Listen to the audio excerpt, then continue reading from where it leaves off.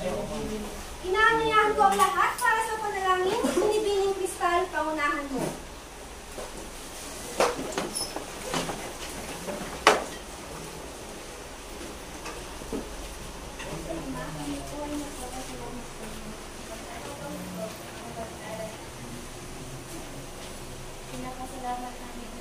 Magandang buhay, Aristotel! Magandang buhay, Binibining Merida!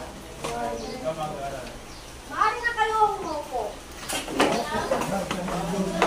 Kamusta ang mga nagkagalingan kong estudyante ng Aristotel? Mabuti kung gano'n, panibagong araw, panibagong kaalaman. Ako nga pala ang inyong lingkod, Binibining Mary Antipatla, ang inyong kagabay sa pagkatuto sa araw na ito. Bago tayo tumako sa ating formal na diskusyon, ay nais kong isaalang-alang ninyo ang ating mga alituntunin sa loob ng klase upang sa ganoon ay magkaroon tayo ng maayos, epektibo, at aktibong daloy ng pagkatuto. Pakibasa ang unang alituntunin. Ginoo. Bago ang lahat ng gadget. Pangalawa. Bibini. Lahat ng kamay kung may gustong subukan. Pangatlo. Ginoo. Panatilihin ang pag-ibig. Pang-apat. Bibini. Makinig habang may nagsasabi. At panglima. Ginoo. Pagilahok sa talakay. At ang panghuli. Ayan ang ating mga alituntunin sa loob ng klase. Naway isa-isip, isa-puso at isagawa ninyo ang ating mga alituntunin sa loob ng klase. Kalihim, meron bang lumiban sa ating klase ngayon? Magaling! Ako'y nagagalak sapagkat ayaw ninyong mahaligtaan ang ating paksang tatalakayin sa araw na ito. Hindi tayo'y magbalik-aral. Naaalala niyo ba yung ating paksang tinalakan noong nakaraang tagpo? Opo. Okay, so sino sa inyo ang makapagbibigay kung ano ang ating paksang tinalakay? Ginoo. Kabanata 16 ang kapagsatayan ng sangkin. Okay, ang gawain na tiyak ay magugustuhan ninyo. Ang gawain ito ay pinamagatang ipunan mo. Okay? So dito, masusubok ang swerte ng bawat isa sa inyo. Pakibasa ang mga gabay hakbang sa gawain. Ibin. Mga hakbang sa gawain. Una, mag-isip at isulat sa Filipino card ang mga karaniwang nakikita sa kanya. Pangalawa, pagkatapos sumulat ay may pupunas sa kahon ng kapalaran. Tandaan ng kahon ng kapalaran ay naglalaman ng mga karaniwang nakikita sa perya. Pangatlo, kapag ang bawat nabupunot sa kahon ay kapareho na inyong sinulat, ikaw ay magkakaroon ng gantimpala. Panghuli, kung ang nabunot sa kahon ay kapareho ng inyong sinulat, itaas lamang ang kamay at magitin lamang ang salitang hindi pinagpanalo. Okay, so nakuha ba ang ating hakbang? Yes! Ngayon, baby. So tandaan nyo lamang na kapag kapareha ang mabubunod ko sa isinulat ninyo, banggitin nyo lamang ang basta Pilipino, panalo. Okay? Ngayon, sisimulan ko na ang pagbubunod. Ang una ay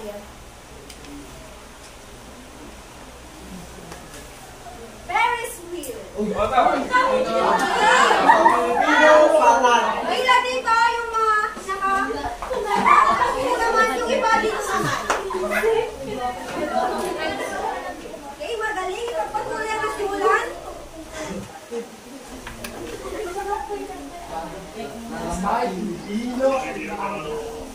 Parang nakalimutan po yung mga tapos.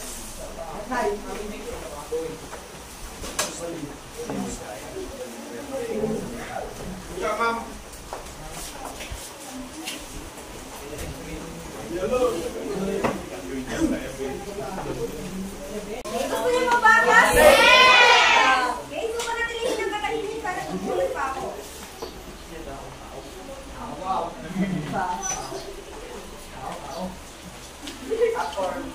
At ang pangatlo naman ay Viking. Okay, pumila dito at manatilihin ang katahimikan. Viking. Walang pasaway. Ay, bravo! Tama! Ma'am! Maling! So mayroon tayo dito ang apat na malalalim na salita. Ngayon, bubunot ako ng apat na maswerteng bubunot sa ating mga malalalim na salita. Ang unang sasagot ay walang iba kundi si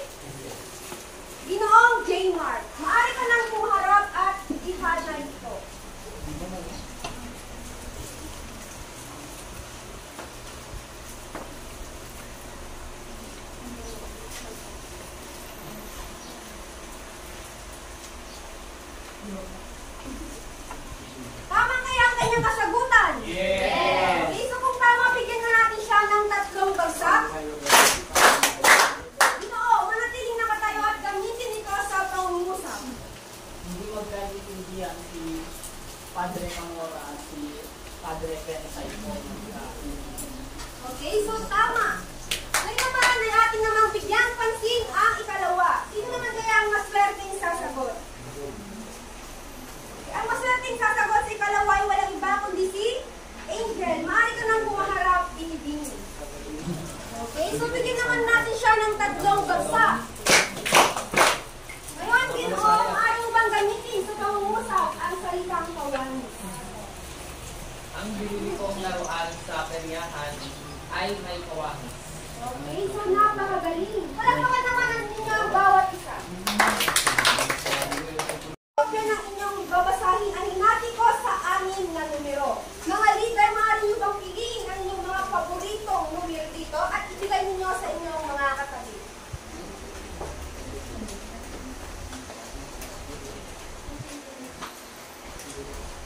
Okay, pakibigay ng mga kopya sa inyong mga katabi.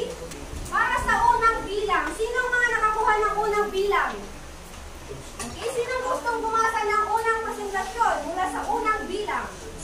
Ginoo. Magandang gabi ng Inerong Diyon, hindi magsamayo ang mga tao sa kaya. Ang pere ay pinupuno ng pananaon at mga nang walang tigil ng mga tao sa pagpaparoon ng mga pagpapagod na pinutang ng mga natin mga isipin. Kung kaya ng pagpapagod ng para ay nagpapagod na. Ngayon ating balikan ang ating 3 gabay na tanong.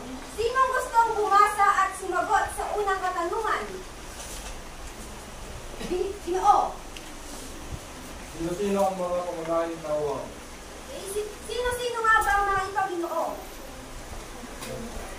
Magbigay na isa? Di Kamap. Padre Camora. Okay, so tama. Binibini, sino pa? Bensay, balik. Doña Victorina, sino pa? Binibini. Okay, mayroon pa ba? Binibini. Padre Salvi, tama. Maliban doon, sino-sino pa? Ginoo. Okay, tama. Si Juanito Palaez, kasama siya dito. At sino pa? Meron pa kayong isang hindi nabanggit? Binibini. Isagani. Sila yung ating mga pangunahing tauhan. Sino naman ang gustong bumasa at sumagot sa ating pangalawang katanungan? Ginoo. Saan ginanap ang mga pangyayari sa kabanata? Saan nga ba naganap ang mga pangyayari sa kabanata 17 ng El Filibusterismo, Ginoo? Sa perya. Okay, so sa perya ng Quiapo. At ang panghuli namang katanungan ay, sino ang gusto? Yung gusto pa yung mga hindi pa nagtaas ng kamay. Sino pa? Ginoo. Pangatlo, pakibasa at pakisagutan. Ano ang labi sa kinagalak si Padre Camora na papunta sa kanya? Magagandang bahay. Okay, so tuwang-tuwa si Padre Camora dahil sa mga nakikita niyang mga magagandang babae o dalaga sa perya. Okay. So ngayon naman nalaman niyo na ang mga pangunahing tauhan at mga tagpuan sa kabanata ito, atin namang alamin ang mga mahalagang simbolismo at implikasyon na inilahad ni Dr. Jose Rizal sa kabanata ito. Ngunit bago yan, mayroon akong katanungan. Sino na sa inyo ang nakapunta sa isang perya o peryahan? Okay, so halos lahat kayo ay nakapunta na sa peryahan. Ngayon naman, ano-ano yung mga nakikita nyo sa isang peryahan? Ginoo, anong nakikita mo? Mga Vikings or yung mga amusement rides. Maliban doon sa mga amusement rides, ano pa yung mga nakikita nyo? Ginoo. Okay, so tama, mga tao, syempre. At ano pa, maliban doon sa mga rides, mga tao, ano pa yung nakikita ninyo? Ma'am! Ginoong nasa likod. Running lights, okay? So tama. Maliban doon, ano pa? Mga nagtitinda, tama. Ano pa? Meron pa ba? Binibini. Okay, so pagkain, okay? So lahat ng inyong mga sinabi ay tama, okay? So yun yung mga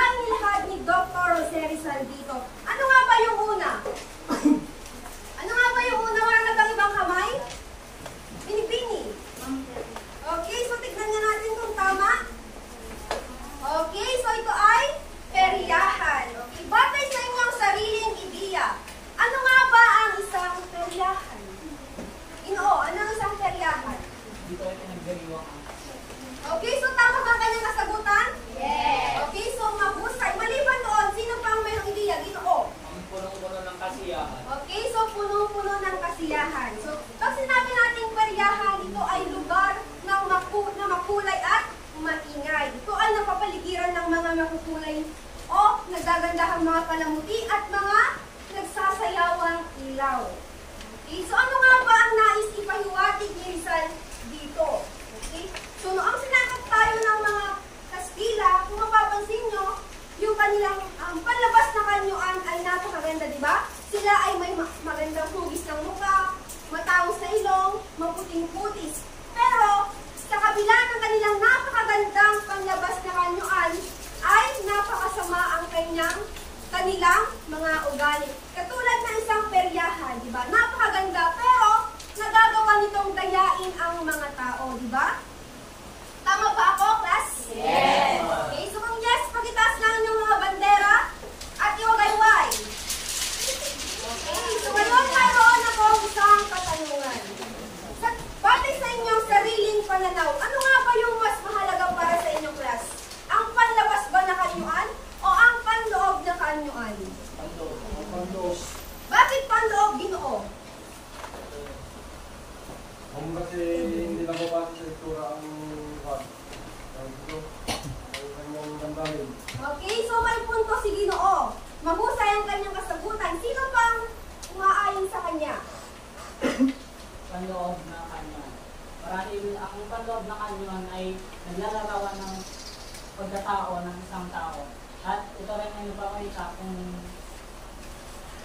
masama ba tayo o mabuti. Okay, napakagaling. So, tunay na namang napakagaling ang mga estudyante ko ng Aristotle. So, papalagi niyong tatandaan, class, na pareho silang mahalaga. Sapagkat ang panlabas na kanyuan ay nagpapakita ng unang impresyon. Samantalang ang panloob naman na kanyuan ay syempre nagpapakita ng ating tunay na pagkatao. Okay, so naunawaan niyo na ba ang simbolismong peryahan, class? Yes. Okay, ngayon, ano naman kaya yung pangalawang simbolismo na nilahad ni Dr. Jose Rizal sa kabanatang ito? Okay? Binibini, ano? Batay sa inyong sariling ideya, ano yung pangalawang simbolismo? Ma'am, love friend sa akin. Okay, La Prensa Pilipina. Tignan nga natin kung tama ang kanyang sinabi. Okay, ang pangalawa ay ang La Prensa Pilipina. Okay, so batay sa inyong binasa kanina, patungkol saan ang La Prensa Pilipina? Okay, so patungkol saan ang La Prensa Pilipina? Ginoo, patungkol ang La Prensa Pilipina. Pagmasdan, ito ay isang babae. Batay sa inyong binasa kanina, patungkol saan ang La Prensa Pilipina? Ang babae isa ang mata. Okay, so mahusay, ito ay patungkol sa babaeng isa ang mata. Tunay nga namang napakagaling at napakahusay ni Dr. Jose Rizal sa larangan ng pagsusulat sapagkat mula dito sa La Prensa Pilipina, kapag binabasa natin ito, ay napakarami ng maaring pumasok na kahulugan sa isipan ng mga mambabasa, di ba? Okay, so batay sa inyong sariling ideya, ano nga ba ang kahulugan ng isak ang mata? Pakitaas ang inyong mga bandera. Dito. Batay sa inyong sariling ideya, Ginoo. Ang isak na mata ay hindi pantay na pagtingin o pagtrato sa mga iba. Okay, so mahusay. Meron siyang punto. Maliban doon, ano pa? Wala? Sino gustong? Okay, so bawi. Diskriminasyon. Diskriminasyon. Tama. Maliban doon, ano pa? Pisak ang isang mata. Okay, so kung wala na, dito sa La Prensa Pilipina, ipinapapatid ni Rizal sa atin ang hindi pantay na pagtingin, di ba? Sapagkat doon, ay nung sinakop tayo, ay inalipin at inalipos na tayo sa ating sariling lupa. Okay?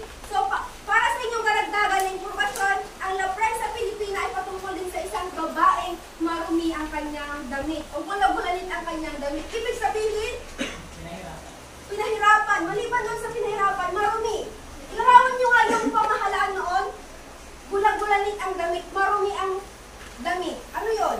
Ilarawan ninyo kung ano. Mahirap o? Dukha. Dukha ba? Ano? Ano yung kalagayan ng pamahalaan noon?